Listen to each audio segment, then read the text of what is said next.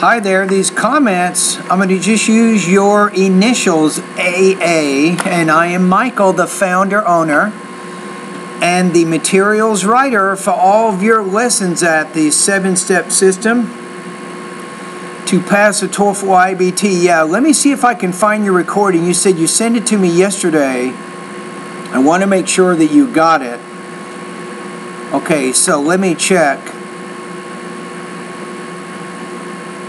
Yeah, hopefully I did get it. I'll check in my spam folder if I don't see it. So let's go down. Yes, you sent it on July 26th, I think. Got it. Here it is. So let's open it up right now. The reading passage discussed. Got it. Here we go. We're in business, buddy.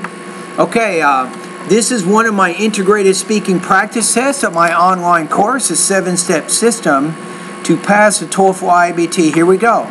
The reading passage discusses the development of tornadoes, and the voice recording talks about Fujita's contribution to science.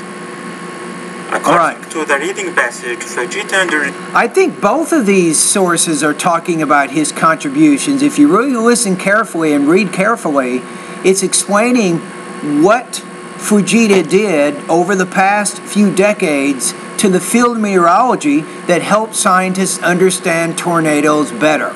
I think that's kind of the key. Introduce the concept of tornadoes made by individual tornadoes, each with a unique path. Yes. Later on, Fujita's introduced in Fargo, North Dakota, the concept of thunderstorm horticulture in 1960. Well, he introduced by observing some tornado phenomena in Fargo. So it's not that he introduced it in Fargo, but he examined a tornado outbreak in Fargo, and based on that, he came to some conclusions. So you're not exactly explaining the information accurately there.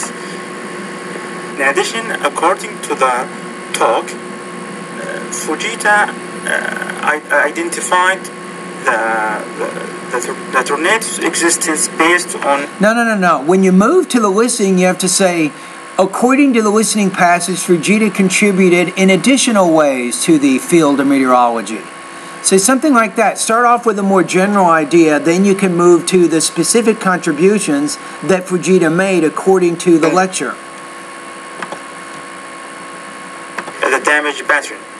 In conclusion, the reading was introducing the concept of tornadoes, while the talk gives additional information about them. Yeah, I don't think while works. If you use while, you're using that a lot of times to talk about an opposite idea.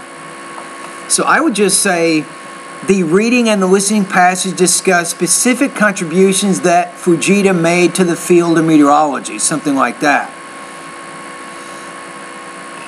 Okay, let's take a look at the rubrics here. So, okay, here. So with delivery, be careful about sometimes during your response, you have what I call awkward pauses and hesitations. You kind of lose your way. You get back on track. You keep speaking. You have another awkward pause or hesitation. So you want to try to sound as natural as you can and as fluent as you can without too many of those awkward pauses and hesitations. All right, to review that particular area, my website does have some lessons relating to that. They're called Thought Groups and Blending in Pronunciation Lessons 41 through 44.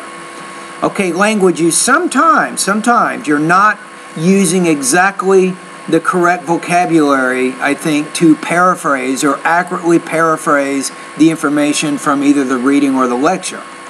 Now, in terms of topic development, like I said, you have to ask yourself, what is the purpose of this task, and how do you connect what you're saying back to that purpose? So the purpose is, if you look at the question, using examples from the reading and the talk to describe contributions that Fujita made to meteorology.